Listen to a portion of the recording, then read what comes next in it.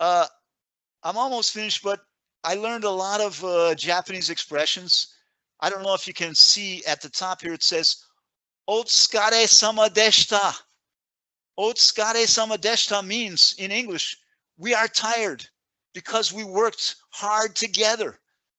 But everything in Japan, you do together, you do as groups, you do in a community. You have to work together with people. And you can see the Japanese people bowing. Everyone is extremely polite. They respect teachers. But I know the experience of Brazilian people going to work in Japan is completely different because many of them work in factories and maybe they receive different treatment from the Japanese than I did. But during my 6 years in Japan, I was respected as a teacher. And even at that time, many, many years ago, I was already losing my hair. And I remember my boss said to me, he said, Will, the Japanese students are going to respect you a lot. I said, why? Because I'm a good teacher? No, because you're already losing your hair. So they will think that you're older. They respect older people. But maybe it's the opposite in Japan. Sorry, in Brazil. Maybe they respect younger teachers more. So maybe now I need to wear a wig, like some fake hair, to make the Brazilian students like me more. We need to learn with the Japanese then. Okay, very good. Uh, and one more thing is, I remember that because I told you I work for an American company, I went to some Japanese companies and I was supposed to teach how to make an American style presentation. Do you know the difference between an American style presentation and a Japanese style presentation? Both are in English, but the difference is the logic, like Luanda said before. The Japanese, they always start with the background, the history, all the information about the past, and they talk in a very indirect way, and they take a long time to get to the main point. And then finally, at the end, they deliver the key message. But sometimes you don't have time to wait until the end. Like all of you, you're very patient, you're waiting for me. But sometimes in business, you don't really have the time to get to the end to find out the key message. You don't have time to hear all the background, all the history. So the American style presentation is sometimes you tell your recommendation or your key message at first.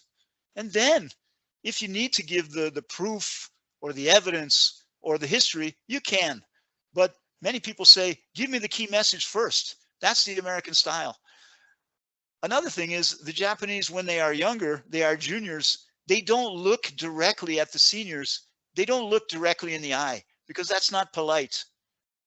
So my job as an American teacher, I was supposed to teach them how to make eye contact with the audience in a presentation, how to look directly at the audience and deliver your message in English. So I remember one junior guy, he was 25 years old. He could not look at his boss, who was 50.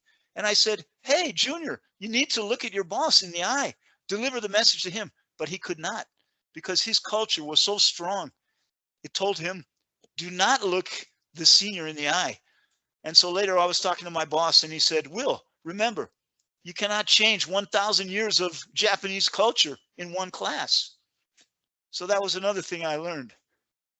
Don't try to change the world. All right, Luanda, next slide.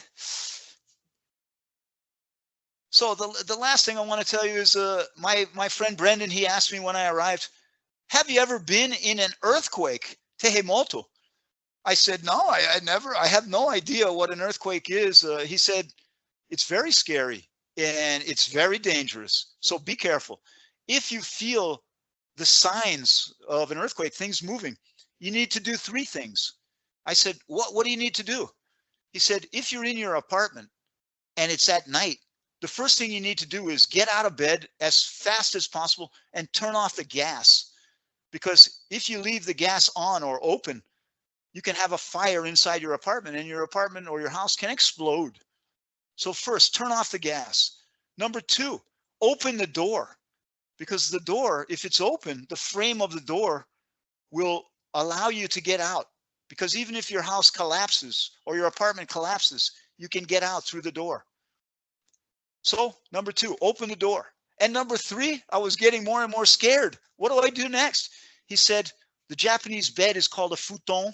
It's like a mattress. Get under the futon. So you are protected, because if things start falling on your head, at least you'll be a little protected. So I couldn't believe it. I was nervous, but all right. 1 month went by. I was in my apartment. At that time, I had an apartment, but it was a very old apartment. At 4 o'clock in the morning, I woke up. The apartment was shaking like this. The sliding doors were hitting against each other. The light on the ceiling was swinging back and forth. I said, "Oh my God, an earthquake." I jumped up. I ran to the kitchen. I turned off the gas. I opened the door. The freezing air came into my apartment. And then I ran back into the bedroom. I put the futon over my head to protect me. And after 1 minute, everything stopped moving. And I didn't hear any noise. I didn't hear any people talking. So finally, I got up very slowly and I looked outside. I didn't see anybody. I checked the time, 4 o'clock in the morning. Okay, so no big deal. I went to sleep again. The next day, I called Brendan on the phone. I said, "Brendan, man, that was a huge earthquake." He said, no, that was a small earthquake. That was not any problem. So you were fine. Anyway, during my time in Oh, Japan, I don't want during, to experience the bad ones then. during my If the time in light Japan, one was yes, like that. that was a light one. But unfortunately, after I left Japan, 1 year after 1995, there was a huge earthquake in Kobe, a city where 5,000 people were killed. So it's not a joke. But the buildings in Japan are built to move. They are built to withstand the earthquakes. But let's hope you're never in an earthquake. Next slide, please.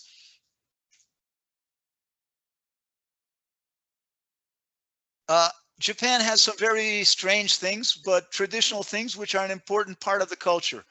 This is a traditional Japanese sport called sumo, and I went several times to watch a sumo competition with my students, and we went to a big arena and we saw the sumo wrestlers.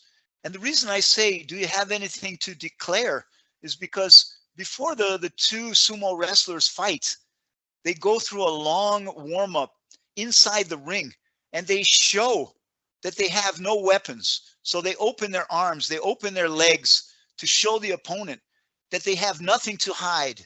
It's only physical conflict with no weapons.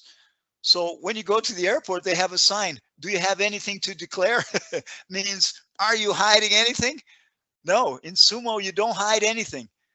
In fact, when you see these big, huge 250 kilogram wrestlers, they are wearing one little belt. That's it. They're almost naked. But the first time I went, I remember I was in the arena and one wrestler won. It takes only 1 or 2 minutes to finish one match between two wrestlers. And one wrestler who was much smaller and he was not expected to win, like in Portuguese you say the zebra, he won. And everybody in the arena, like 20,000 people, they started throwing their cushions, because where you sit, you get a cushion to sit on, like almofada, right? Everybody was throwing their cushions in the air and throwing them into the arena. And I said to my student, "What's going on?" He said, "Yeah, the underdog," in English, the underdog is a zebra, won the match. And so everybody was celebrating.